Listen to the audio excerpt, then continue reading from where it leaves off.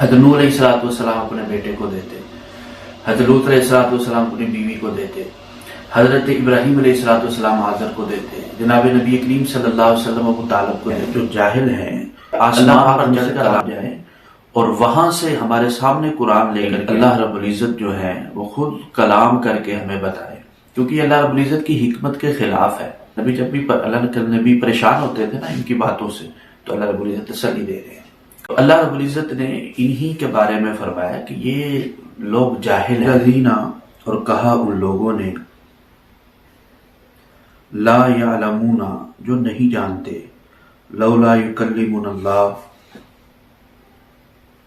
کیوں نہیں کلام کرتا اللہ تعالی ہمارے ساتھ، او تأتینا آیا یا کیوں نہیں آئی ہمارے پاس کوئی نشانی، کذالک قالا اسی طرح کہا الذین من قبلہم ان لوگوں نے جو ان سے پہلے تھے، مثل قولہم ان کی بات کی طرح، تشابہت قلوبہم ان کے دل ایک دوسرے کے مشابہ ہیں، قد بینا الآیات تحقیق ہم نے بیان کر دی نشانیاں، لقوم یوقنون اس قوم کے لیے جو یقین رکھتی ہے، انا ارسلناک بالحق بے شک بھیجا ہم نے آپ کو حق کے ساتھ، بشیرا و نذیرا خوشخبری دینے والا اور ڈرانے والا، ولا تسألوا اور آپ سے سوال نہیں کیا جائے گا، ان اصحاب الجحیم بھڑکتی ہوئی آگ میں داخل ہونے والوں کے بارے میں، ولن ترضی عنک الیہود ولن ترضی عنک اور ہرگز راضی نہیں ہوں گے آپ سے، الیہود والنصارى یہودی اور نہ عیسائی، حتی تتبع ملتہم یہاں تک کہ آپ پیروی کریں ان کی ملت کی، کل اے نبی جی آپ فرما دیجئے ھدی اللہ ھو الھدی اللہ تعالیٰ کی ہدایت ہی ہدایت ہے، وَلَئِنِ اتَّبَعْتَ أَهْوَاءَهُمْ البتہ آپ نے پیروی کی ان کی خواہشات کی، بعد الذی جاءک من العلم بعد اس کے کہ آ چکا آپ کے پاس علم، ما لک من اللہ نہیں ہوگا آپ کے لیے اللہ تعالیٰ کی طرف سے من ولی ولا نصیر کوئی حمایتی اور نہ کوئی مددگار۔ الذین آتیناہم الکتاب وہ لوگ جن کو دی ہم نے کتاب، یتلونہ وہ اس کی تلاوت کرتے ہیں، حق تلاوتی جیسا کہ اس کی تلاوت کرنے کا حق ہے، اولئک ما یؤمنون بہ وہی لوگ اس پر ایمان لاتے ہیں، ومن یکفر بہ اور جو لوگ اس کا انکار کرتے ہیں، فاولئک هم الخاسرون پس وہی لوگ نقصان اٹھانے والے ہیں۔ اللہ رب العزت نے ان آیات کے اندر گزشتہ کے اندر بھی جو انہوں نے بیجا اعتراضات کیے، بیجا سوالات کیے تو انہیں کے متعلق اللہ رب العزت فرما رہے ہیں، اور اللہ رب العزت کی اپنے نبی کے ساتھ ایک عجیب محبت ہے کہ جب بھی نبی پریشان ہوتے ہیں تو اللہ رب العزت آپ کو تسلی عطا فرماتے ہیں۔ تو یہاں پر بھی فرمایا وقال الذین لا یعلمون لولا یکلمنا اللہ او تأتینا آیا، کہا ان لوگوں نے جو علم نہیں رکھتے ہیں، جو جاہل ہیں، اللہ پاک ہم سے کلام کیوں نہیں کرتے ہیں، او تأتینا آیا یا کوئی ایسی نشانی ایسا معجزہ کیوں نہیں ظاہر کر دیتے جس کے ذریعے سے ہم مان لیں کہ آپ اللہ کے رسول۔ بعض فرماتے ہیں کہ یہودیوں میں سے ایک رافع نامی شخص تھا، اس نے کہا کہ اللہ رب العزت آئیں اور آ کر کے کہیں یہ نبی یہ محمد کو میں نے رسول بنا کر کے بھیجا ہے پھر ہم مانیں گے۔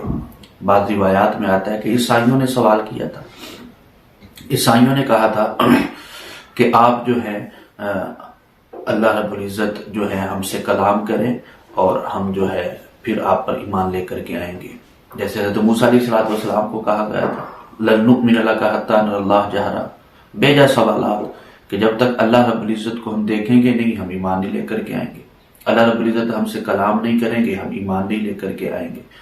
تو بعضوں نے کہا کہ مشرکین مکہ نے کہا تھا جیسے وہ کہا کرتے تھے کہ آپ ہمارے سامنے آسمان کے اوپر چڑھ کر جائیں اور وہاں سے قرآن لے کر کے آئیں اور پھر ہم اس قرآن کو پڑھیں گے. اسی طرح اور بے جا قسم کے اعتراضات کرتے تھے. تو اللہ رب العزت نے انہی کے بارے میں فرمایا کہ یہ لوگ جاہل ہیں، یہ جاہلانہ سوالات کر رہے ہیں، حقیقت نہیں ہے. کیونکہ وہ کہتے تھے کہ اللہ رب العزت جو ہے وہ خود کلام کر کے ہمیں بتائے، کیونکہ یہ اللہ رب العزت کی حکمت کے خلاف ہے. حکمت کے خلاف ہے کہ اللہ رب العزت خود آئیں اور آ کر کے کہیں کہ یہ اللہ کے رسول ہے. کیونکہ اللہ رب العزت چاہتے ہیں کہ انبیاء کی تعلیمات، آپ کے کردار، اخلاق کو دیکھ کر کے لوگ ان پر ایمان لائیں. اللہ رب العزت نے نبیوں کو جو کمالات عطا کیے ہیں، جو خوبیاں عطا کی ہیں، تو ان کا تو کوئی مقصد نہ رہا. اسی طرح وہ کہتے تھے آیا یا کوئی نشانی ظاہر کر دے. ایک تو اس کا حصی معنی ہوگا، ایک اس کا معنی معنوی ہوگا. حصی معنی اگر مراد ہو تو مفہوم یہ ہوگا او تعطین آیا کہ جس طرح کی ہم نشانی، ہم معجزہ چاہتے ہیں، اس طرح کی نشانی اور معجزہ ہو. جیسے بھی ذکر کیا کہ وہ کہتے تھے کہ آسمان پر چڑھ کر آپ جائیں اور وہاں سے ہمارے سامنے قرآن لے کر کے آئیں، کتاب لے کر کے آئیں، پھر ہم اس قرآن کو مانیں گے. اور معنوی طور پر اس کا مفہوم یہ ہوگا، پھر اس کا مفہوم یہ ہوگا کہ اللہ رب العزت او تعطین آیا، آپ پر جو آیتیں لے کر کے آتے ہیں، آپ کے اوپر جو نشانیاں ظاہر کرتے ہیں، تو ہمیں کیوں نہیں اللہ رب العزت بتاتے؟ ہمارے پاس کیوں نہیں اللہ رب العزت جو ہے وہ قرآن مجید کو لے کر کے آتے؟ تو اس کے بارے میں اللہ رب العزت نے فرمایا اللہ عالم یجعل رسالہ، اللہ رب العزت بہتر جانتے ہیں کہ اللہ رب العزت نے کب، کس وقت کس کو نبوت دینی ہے، کون سا حکم کہاں رکھنا ہے، کس کے ذریعے سے پیغام پہنچانا ہے، کس کو رسول بنا کر کے بھیجنا ہے. اگر اللہ رب العزت خود ہی آ کر کے احکامات بتائیں گے تو پھر نبوت کا تو مقصد کوئی نہ رہا، نبوت کا مقصد تو ختم ہو گیا. تو اللہ رب العزت فرماتے ہیں کہ یہ ان کے بیجا سوالات ہیں، ان کے سوالات کے اندر کسی قسم کی کوئی صداقت نہیں ہے، یہ جاہلانہ سوالات ہیں. تو یہی اللہ رب العزت نے فرمایا او تعطین آیا کذالک قال الذین من قبلہم. نبی جی پریشان ہونے کی بات نہیں ہے، یہ ان سے پہلے لوگ بھی یہی کہا کرتے تھے. اللہ کے نبی جب بھی اللہ کے نبی پریشان ہوتے تھے نا ان کی باتوں سے، تو اللہ رب العزت تسلی دے رہے ہیں. کذالک قال الذین لا يعلمون کذالک قال الذین من قبلہم مثل قولہم تشابہت قلوبہم قد بینا الآیات لقوم یوقنون. فرمایا کہ نبی پریشان ہی ہونا، پہلے بھی یہ لوگ یہی باتیں کرتے تھے. مثل قولہم، ان کی بھی باتیں اسی طرح کی ہوتی تھی. تشابہت قلوبہم، ان کے اور ان کے دل جو ہے آپس میں مشابہت رکھتے ہیں. پریشان نہیں ہونا ہے نبی جی آپ نے. قد بینا الآیات لقوم یوقنون، باقی اللہ تعالیٰ نے فرمایا کہ ہم نے براہین، دلائل، معجزات، نشانیاں ہم نے دے دی ہیں واسطے اس قوم کے جو یقین رکھتی ہے ان کے اوپر، جو ہمارے اوپر یقین رکھنے والی ہے. جیسے اللہ رب العزت نے فرمایا ہدی للمتقین، ہدایت ہے یہ متقین کے لیے. کیا مطلب؟ کہ بھئی جو ہدایت ہے متقین کے لیے کہ جو اس سے نفع حاصل کرتے ہیں، جو اس پر یقین رکھنے والے ہیں. جو یقین رکھنے والے نہیں ہیں ان کو نفع نہیں ہوگا. تو اس لیے رب العزت نے فرمایا کہ جو یقین رکھنے والے ہیں ان کو اللہ رب العزت نے یہ نشانیاں اور دلائل جو ہیں ان کے سامنے آ چکے ہیں. آگے اللہ رب العزت نے فرمایا اِنَّا أَرْسَلْنَاكَ بِالْحَقِّ بَشِيرًا وَنَذِيرًا، آپ کا کام ہے نبی ڈراتے رہنا، اللہ رب العزت کے احکام بتا کر کے جنت کی خوشخبریاں سنانا. اللہ رب العزت کے احکامات اگر نہیں مانو گے تو جہنم سے ڈرانا، یہ آپ کا کام ہے. بِالْحَقِّ بَشِيرًا وَنَذِيرًا، تو آپ کا کام یہ ہے. وَلَا تُسْأَلُ عَنْ أَصْحَابِ الْجَحِيمِ، اور آپ سے سوال نہیں کیا جائے گا کہ یہ جو جہنم کے اندر جا رہے ہیں یہ کیوں جا رہے ہیں. آپ سے نہیں پوچھا جائے گا. آپ کا کام بس صرف تبلیغ کرنا ہے. آپ کا کام ان کو ہدایت کی باتیں بتانا ہے. آپ کا کام ان کو بشارت دینا ہے. نذیر، آپ کا کام ان کو ڈرانا ہے. آپ سے تو تب پوچھا جائے نا جب آپ نے تبلیغ نہ کی ہو، آپ نے اللہ رب العزت کی بات کو نہ مانا ہو. آپ نے تبلیغ کی ہے، اپنا حق ادا کیا ہے، لوگوں تک اللہ کا پیغام پہنچایا ہے، طائف میں پتھر کھائے ہیں، اسی طرح اپنے دندان مبارک شہید کروائے ہیں. اللہ کے رسول صلی اللہ علیہ وسلم ابو جہل کے پاس گئے، اللہ کے رسول صلی اللہ علیہ وسلم ہر ایک کے پاس چل چل کر کے گئے ہیں کہ کہ بھئی اللہ رب العزت کے احکامات کو مان لو. قولوا لا الہ الا اللہ تفلحون. پہاڑی پر جمع کر کے اللہ کے رسول صلی اللہ علیہ وسلم نے اعلان نبوت نہیں کیا تھا، لوگوں کو نہیں کہا تھا قولوا لا الہ الا اللہ تفلحون، لا الہ الا اللہ پڑھ لو کامیاب ہو جاؤ گے. تو ولا تسألوا عن اصحاب الجحیم، نبی آپ کو پریشان ہونے کی ضرورت نہیں ہے کہ آپ سے ہم سوال نہیں کریں گے کہ بھئی یہ فلاں جہنم میں کیوں جا رہا ہے، فلاں جہنم والے کام کیوں کر رہا ہے. آپ کا کام صرف تبلیغ کرنا ہے. اے نبی ہدایت آپ کے ذمہ نہیں ہے، ہدایت آپ کے اختیار میں نہیں ہے، اور ہدایت کسی بھی نبی کے اختیار میں نہیں ہے. اگر ہدایت نبیوں کے اختیار میں ہوتی تو حضرت آدم علیہ السلام حضرت حابیل کو جنہوں نے قتل کیا تھا، قابیل، ان کو ہدایت دیتے. حضرت نوح علیہ السلام اپنے بیٹے کو دیتے، حضرت لوط علیہ السلام اپنی بیوی کو دیتے، حضرت ابراہیم علیہ السلام حاضر کو دیتے، جناب نبی کریم صلی اللہ علیہ وسلم ابو طالب کو دیتے. تو ہدایت انبیاء کے اختیار میں نہیں ہے، ان کا کام تبلیغ کرنا ہے، اللہ کے پیغام کو لوگوں تک پہنچانا ہے. آگے اللہ رب العزت نے فرمایا وَلَن تَرْضَىٰ عَنْكَ الْيَهُودُ وَلَا النَّصَارَىٰ حَتَّىٰ تَتَّبِعَ مِلَّتَهُمْ. نبی یہود و نصارہ آپ سے راضی نہیں ہوں گے یہاں تک کہ آپ ان کے ملت کی پیروی کر لیں، ان کے دین کی، ان کی پیروی کر لیں. اگر ہمیں قُلْ إِنَّ هُدَى اللَّهِ وَالْهُدَىٰ، اے نبی ان سے کہہ دیجئے کہ ہدایت اللہ کی ہدایت ہے. وَإِنِ اتَّبَعْتَ أَهْوَاءَهُم مِّن بَعْدِ مَا جَاءَكَ مِنَ الْعِلْمِ، فرمایا علم آ جانے کے بعد اگر کسی نے ان کی اتباع کی، ان کی خواہشات کی پیروی کی، فرمایا مِن وَلِيٍّ وَلَا نَصِيرٍ، ان کا نہ کوئی حمایتی ہوگا نہ کوئی ان کا مددگار ہوگا.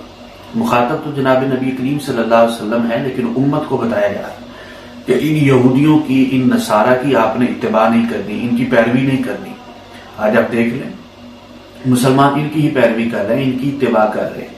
آپ صلی اللہ علیہ وسلم نے فرمایا کہ ایک وقت آئے گا کہ جب تم یہود و نصارہ کے نقش قدم پر چلو گے، اگر وہ کسی جگہ پہ گھسنے کی کوشش کریں گے آپ بھی اسی جگہ پہ گھسنے کی کوشش کریں گے. آج آپ دیکھ لیں جتنے بھی فیشن چلتے ہیں، جتنی بھی کچھ، وہ کہتے ہیں یہ چیز صحیح ہے، ہم کہتے ہیں یہ صحیح ہے، وہ کہتے ہیں یہ غلط ہے، ہم کہتے ہیں یہ غلط ہے. تو فرمایا کہ یہ جو ہے جس نے بھی ان کی پیروی کی، اتباع کی، اللہ رب العزت نہ ان کا حمایتی ہوگا نہ ان کا مددگار ہوگا. آگے فرمایا الذین یتلونہ حق تلاوتہ اولئک یؤمنون بہ، فرمایا کہ وہ لوگ جو قرآن کی تلاوت کرتے ہیں اور تلاوت کرنے کا حق ادا کرتے ہیں. تو فرمایا اس کے مطلب یہ ہے، مقصد یہ ہے، مفہوم اس کا یہ ہے کہ قرآن مجید نے جن احکامات سے روکا ہے اس سے رک جاؤ، جن سے منع کیا ہے اس سے منع ہو جاؤ، جن کے کرنے کا کہا ہے ان کو کر دو. حضرت عبداللہ ابن مسعود رضی اللہ تعالیٰ عنہ فرماتے ہیں کہ اس کا مطلب یہ ہے کہ قرآن کریم کے حلال کردہ احکامات کو ماننا، قرآن کریم کے حرام کردہ احکامات سے رکنا، اور فرمایا کہ جو قرآن پاک کی ہر بات کو تسلیم کرنا، اس پر عمل کرنا. اگر قرآن کریم، اللہ کے رسول صلی اللہ علیہ وسلم نے فرمایا کہ بعض لوگ ایسے ہیں کہ قرآن پڑھنے والوں پر قرآن لعنت کرتا ہے، کہ وہ لعنت اللہ علی الکاذبین کی آیت پڑھ رہے ہوتے ہیں اور اپنے اوپر لعنت کر رہے ہوتے ہیں، خود جھوٹ بول رہے ہیں. شراب پی رہے ہوتے ہیں اور شراب کی آیت پڑھ رہے ہوتے ہیں. اسی طرح دیگر گناہ کر رہے ہوتے ہیں، قرآن پڑھ رہے ہوتے ہیں، قرآن لعنت کر رہا ہوتا ہے. تو اللہ رب العزت سے دعا ہے کہ اللہ رب العزت ہمیں قرآن مجید کو صحیح معنوں میں سمجھ کر اس پر عمل کر کے دوسروں تک پہنچانے کی توفیق عطا فرمائے. وما علینا الا البلاغ